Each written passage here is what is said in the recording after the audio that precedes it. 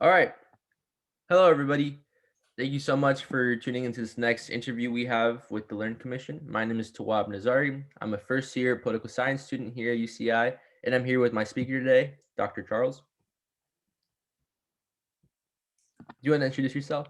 Sure. I'm Tony Smith. I'm in the political science, or Charles Smith. I'm in the political science department and Austin Law School.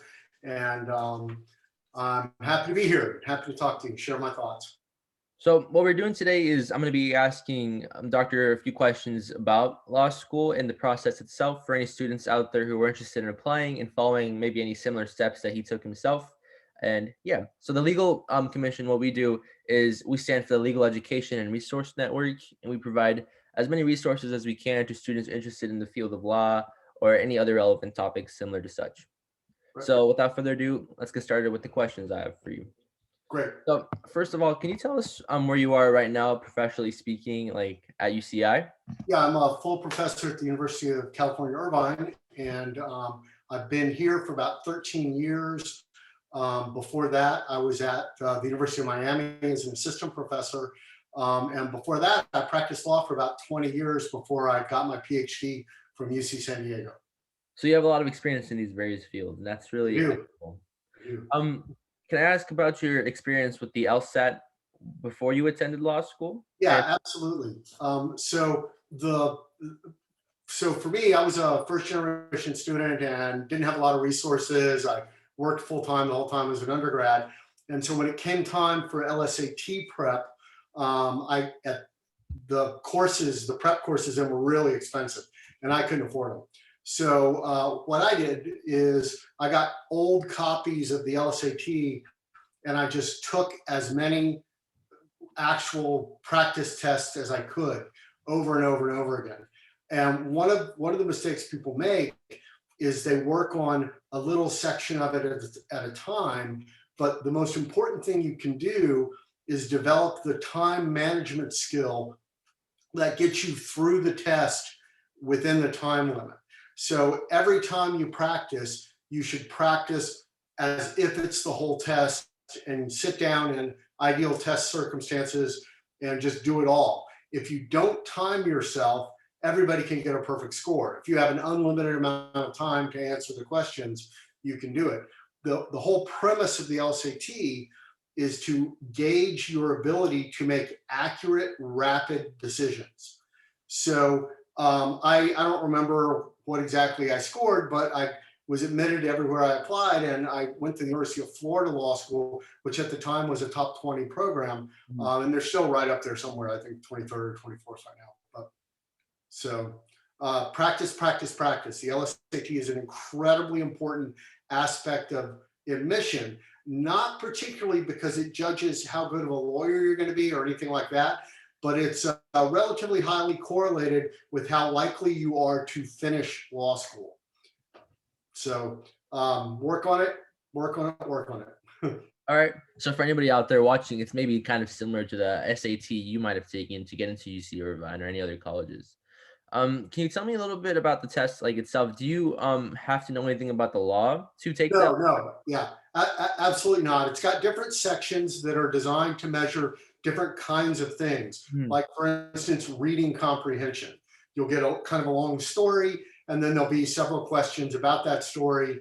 And when I say story, it's usually a little fact pattern about the law. Then there's also logical reasoning games. You probably are familiar with these kinds of things from taking algebra or maybe in calculus classes or geometry classes, figuring out what the other side of something looks like given the information you've got. but generally speaking, don't worry too much about what's in it until you get ready to take it, because it's designed to measure your ability to make rapid, accurate decisions. It's not designed to measure any particular thing, like, are you an engineer, or are you a philosopher, are you a, it really isn't that. So don't fret too much about what's in it. Fret about getting the skill set down that lets you maximize your score. Okay, thank you so much. Yeah. So, based on your experience at Florida, in law school, can you tell us a little bit about how it's structured? Maybe how many years, law Yeah. school takes? So if you're in a different country, it can be a little bit different. But in the United States, law school is 3 years after your undergraduate degree. The first 2 years, the curriculum looks very, very similar no matter which law school you go to. And you are taking the fundamental courses that are the building blocks of a larger legal knowledge. These courses include things like contracts, um, criminal law, criminal procedure, civil procedure, constitutional law, these kinds of courses. So the first 2 years, you are really getting the foundation of how law works so that you're going to understand the logic of the law. Your third year, you might go off and do some other different kinds of things, including maybe some clinics or that kind of stuff. But you also might take more specialized courses, international law, or a secondary level of wills and estates law or something like that. But the process is scary at first. The first year, you go from drinking out of a water fountain to drinking out of a fire hose as far as the amount of work necessary. And for a lot of students, it's a lot like the structure from when you went to high school to becoming an undergrad. That first year can be a real transition because you're reading a lot more, you're covering a lot more material, you're going a lot faster, it's harder stuff, or at least for most people. When you go on to law school, you're going to be, the first thing you're going to notice is there aren't any pictures in any of your books.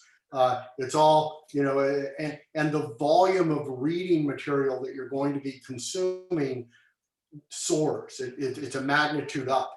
And then another difficult transition for people is that often if you go to law school, you kind of are used to thinking of yourself as one of the smartest people in the room.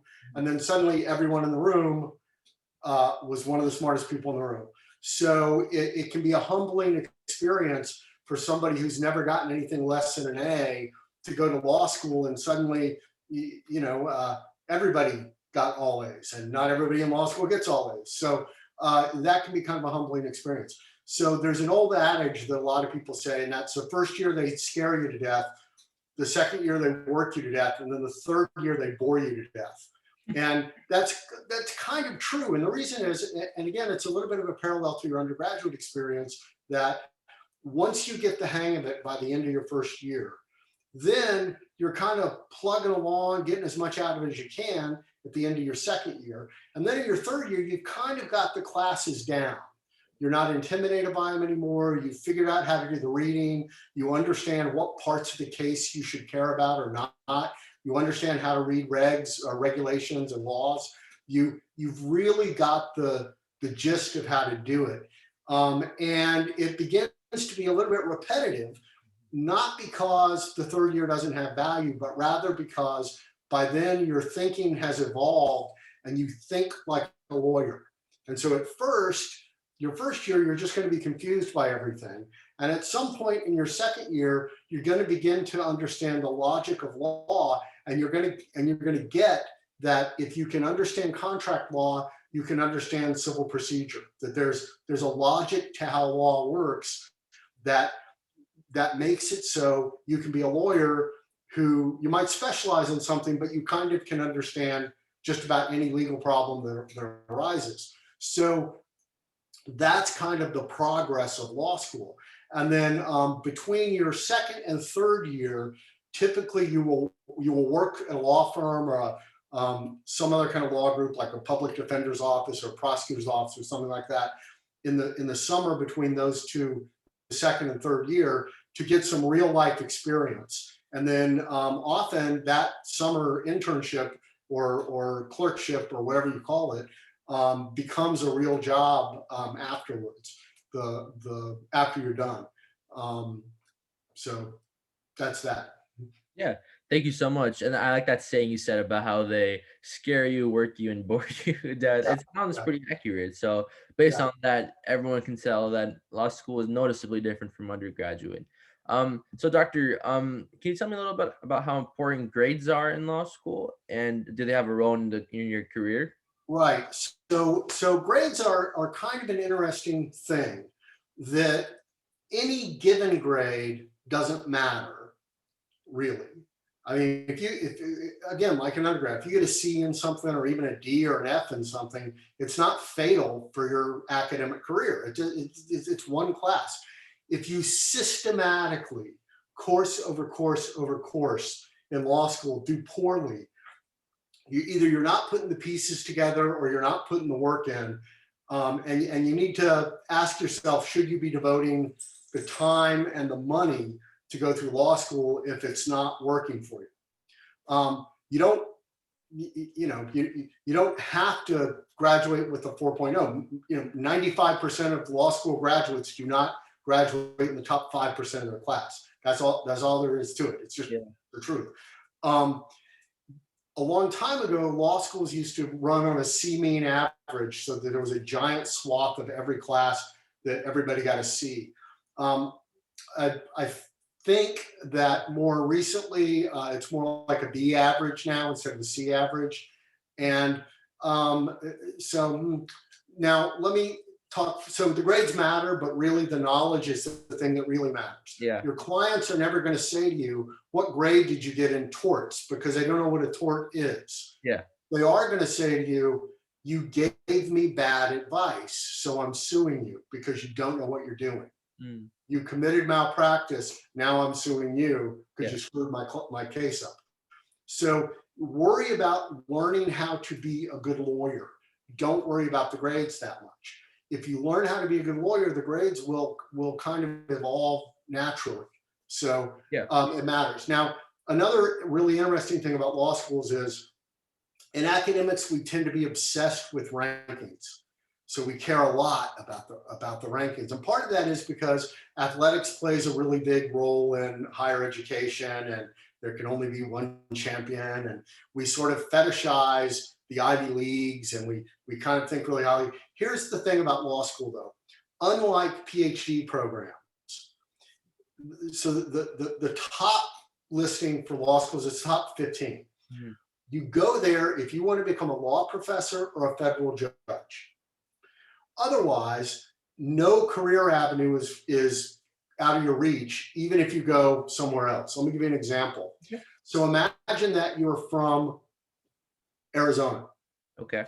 Now, if you go to the University of Arizona or Arizona State for law school, and you want to work in Arizona, overwhelmingly, the lawyers you work with, the judges you appear before, the arbitrators you interact with, they all went to Arizona or Arizona State. So if you come in and went, oh yeah, well I went to Columbia, they're going to go, yeah, well that's great, but you don't know anybody.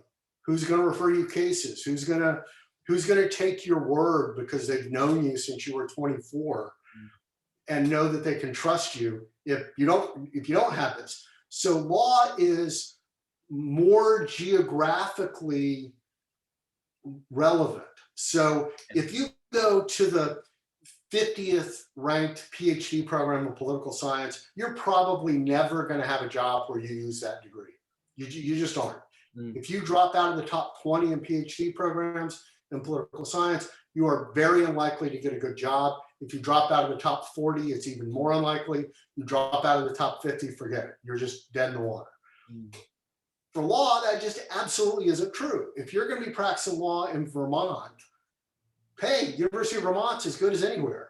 Yeah. If you're going to be practicing law in Alaska, you better go to the University of Alaska because you're not going to know anyone. So how you maneuver through the community, the legal community, matters a lot too. Now it doesn't, so I went to school at the University of Florida, and I got hired by a large firm in Georgia. I was from Atlanta, but we started there. We had primarily a federal practice, but I will tell you, we mostly hired our lawyers from the law schools that were near us, because one, we knew that you would move there and be happy. Two, you would know some folks, so maybe you generate clients, maybe you have friends that are judges or other lawyers, and you can have a better community by bringing in people a part of it. Now in California, we are exceptionally lucky because we have a whole host of absolutely fantastic law schools. So not only do we have the sort of elites like Stanford and Berkeley and UCLA, but we also have just fantastic ones that for people outside of California, they may be a little bit off their radar. So Cal Western in San Diego is a fantastic school. UCI is a fantastic school. Hastings is fantastic. Davis is fantastic. Loyola Marymount, USC, on and on and on. So if you aspire to live and work in California, you have choices at just about any level of LSAT and GPA admission probability that still leads you to a really, really, really good outcome. So don't be discouraged if your LSAT isn't going to get you in Berkeley. You don't have to go to Berkeley to have an amazing legal career. So step away from fetishizing the rankings and the big names, unless if you want to be a law faculty professor, you really have to go to one of those schools because they won't interview people from those others.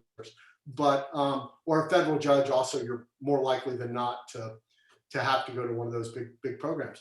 But you're going to get fantastic legal education at literally every accredited law school in California, no matter where you go.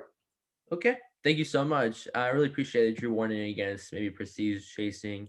It's really important that we do note the importance of geography in terms of where you want to go practice law.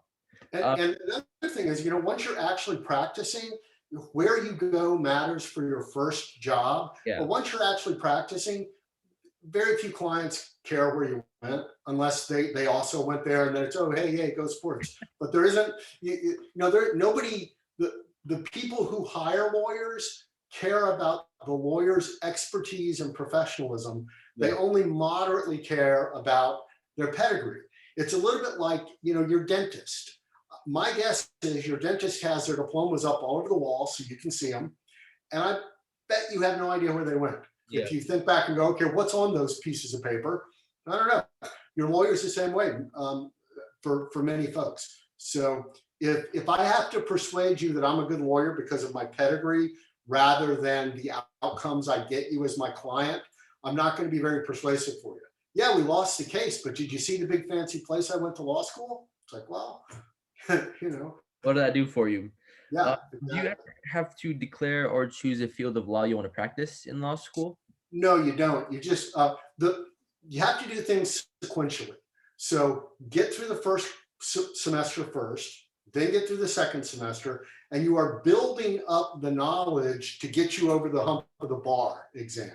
Okay. And what you want to do is going to be very different when you finish law school than when you start. I'll give you an example. When I started law school, in my incoming class, a bunch of people wanted to be environmental lawyers. I'm going to work for it's Florida, the ecosystem sensitive down there. A lot of people want to be environmental lawyers. Well, then by the time you're in your third year, you realize Greenpeace has about 25 lawyers and they're not hiring any more of them. Exxon and British Petroleum and Shell have a giant cadre of environmental lawyers whose job it is to circumvent environmental laws. Yeah. So once you get a more sophisticated understanding of, I say circumvent, they would say comply with. So once you have a more sophisticated understanding, you're gonna naturally gravitate to the area of law that speaks to you. I'll give you another couple of examples. Sometimes people think of family law as divorces. I'm going to do divorces. Okay. And they don't like that because it's conflict and maybe they come from a divorced family and it was traumatic for them. They don't like it. But family law also does adoptions. They do all different kinds of things. Mm-hmm. So because you are entering into law school, thinking about it as a career at 10,000 feet, you don't actually know what it means to practice law yet. And so then once you do, you will gravitate to areas that speak to you. Basically, you can divide everything up into law as you're either putting things together or you're taking them apart.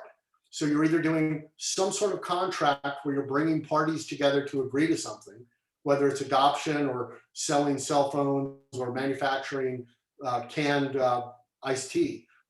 That's what you're doing. Or something has gone wrong and you're litigating to pull things apart. Yeah. Or to allocate responsibility in the case of like a car wreck or something like that. So once you get that really in law, you're either putting things together or you're taking them apart, the variations among what you think you might be doing kind of fade away. And a lot of people say, "Oh, I want to be an entertainment lawyer." I kind of stumbled into actually doing entertainment and sports law. A fair amount, about half of my practice was entertainment and sports law, and that's another story for another day. But what you need to do entertainment law is an entertainment client, and you can want to do it all you want, but if there's nobody to do it to or for, you're not doing it. So the thing to do is to go into what speaks to you. Now, another thing is, very few people finish law school and take their diploma and open a store somewhere and sell law. Almost everyone gets hired by some kind of firm. Now, some of those firms are huge. Some of those firms are really small. Sometimes it's the government, or whether federal, state, or local. But very few people just become a lawyer the day after law school, Yeah. or the day after they pass the bar. So your choice about your career is going to be shaped in large part initially by who hires you, like what kind of firm hires you. So you give up a little bit of self-determination by going into an industry where you work for other people. Yeah. So it's not like you say, "I'm going to open a bakery and we're not going to have cheesecake because I don't like it. I'm in charge of the bakery. This is it." As a lawyer, you do what the clients you accept want you to do, and the kind of law they need. And some people get very nichey and they do something relatively narrow.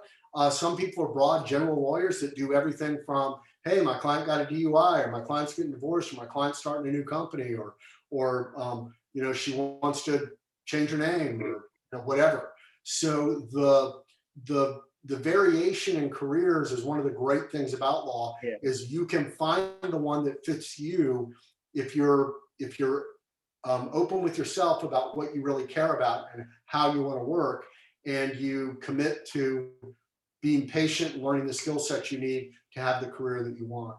Okay. Thank you. A lot of students kind of compare the law track to the medical track. So do you have to complete some sort of maybe fellowship or residency program? Now, it's really a different beast. Um, I mean, they're both expensive and they're both hard, so that's a fair comparison. But Yeah.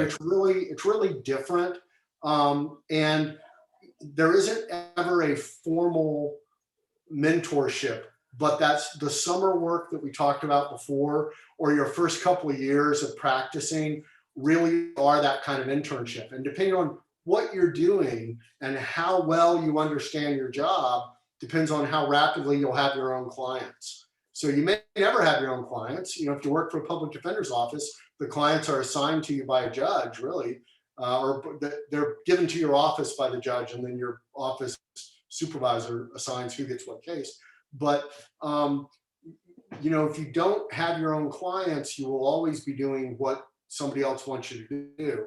But you're not going to come out as a 25-year-old or a 27-year-old and suddenly have a giant client base. You're going to need to learn. I remember the first day I was at my law office when I got hired out of law school, and one of the partner that I worked with the most at that law firm gave me a motion to go file. And this was before electronic filing. Lawyers didn't even have computers on their desks yet. That was still maybe 6 years away. But you had a legal secretary that had a big computer. And so he gave me a motion and he said, make sure you've got all the duplicates you need and go file this at the courthouse at blah, blah county. And I walked up to the legal secretary and said, I just realized I don't know how to do any of this. I have no idea where the courthouse is. I'm not sure which county that is. I don't know how many copies I need. I don't know how to do anything. And she laughed at me and went, "Don't worry, baby. I'm going to take care of you. I'm going to show you how to do everything. It's easy. You'll get the hang of it. Just be patient." And it was actually an intentional strategy by the law firm to make sure newly hired lawyers came in with the appropriate level of humility, that there was a great deal about being a lawyer and practicing law that you don't know just because you got out of law school. Hmm. So you really start, you learn how to think like a lawyer in law school, Yeah. and you learn how to be a lawyer once you're actually out working. Okay. Thank you so much. Another question I have for you is a little more specific to yourself. It Sure. is, what would you have done differently, if anything at all? So one thing I did that I and you never know, you can't really go into the multiverse and know what the other outcome would have been, Yeah. right? You can't, who knows. But I had decided, I was trying to decide between the University of North Carolina at Chapel Hill Law School and the University of Florida Law School. Mhm. I had already excluded a bunch of others because of cost. So Georgetown was way too expensive for me, and a couple others that I gotten in. And I ended up deciding to go to the University of Florida, which I had a great experience and it was fantastic and all of that. But I ended up with a great deal more student loan debt than I would have had I stayed in Chapel Hill. And I, in hindsight, I wish I hadn't had to spend the price of a Ferrari on my law school over time, when I could have spent the cost of a Civic on it. So I would urge you to be. So one thing I wish I had done differently is been more cost conscious, instead of just going, oh, I'll worry about the student loan debt later. Yeah. It would have been a lot better to say, I would rather have a second house somewhere than just pay off the law school debt forever. And, Yeah. it was so expensive for me because I was out of state, and I wasn't ever able to get state residency while I tried. I love trying. So you've answered a bunch of these questions submitted by the students through a survey that we conducted a while back. Right. So maybe as our last question here, through your experience as a professor, or at least as an undergraduate professor, I mean, do you have any advice specifically for UCI students that you've encountered, or in terms of this law school route? So one kind of dodgy thing that sometimes undergraduates think is, well, I want to go to law school because I want the JD, but I don't want to practice law. Okay. Do not go to law school if you don't want to practice law. It's too hard, it's too time consuming, and it's too expensive.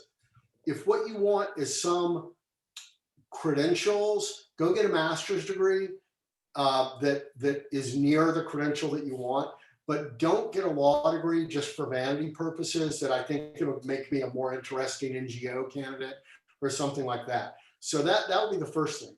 The second thing would be, apply at more places than you think you should, Okay. because there's a randomness to who gets in or not. And it's driven in part by who else applied to that school, and you have no control over that. Also, many law schools like to do regional, gender, experiential balance, racial balance sometimes. Okay. So you don't really know what they're looking for. So when all of the applications come in, a chunk of them are automatically in based on their LSAT. A chunk of them are automatically out based on their LSAT. And there's nothing those people can do to get in. And then it goes down, and there's really only a narrow band of people that they're going to read the statement, they're going to read the letters closely, and they're going to decide who's in or out. So if you're not in that band of I'm automatically in based on my LSAT, then you can't figure out who the pool you're being compared to is. So it's beyond your control. So apply broadly and go to law school in a state that's where you want to practice. Because when it comes time to interview you, if I'm a law firm in LA, I'm going to interview at USC and Loyola Marymount and UCLA. I'm not going to fly to Michigan to interview. I mean, the very largest firms will, but 95% of the firms are going to interview where they don't have to miss too much billable hour work just to find the next associate. So does All that right. make sense? Yeah. Thank you so much, Dr. Smith. I really appreciate your helping us. We're gonna get My this pleasure. we're gonna My get this pleasure. video out Good to luck to everybody. yeah. We're gonna get this to as many UCI students as we can who are interested in law school. It's gonna be posted on our website. So thank you so much, everybody, and feel free to keep watching our series as it continues to extend. Thank you. Great.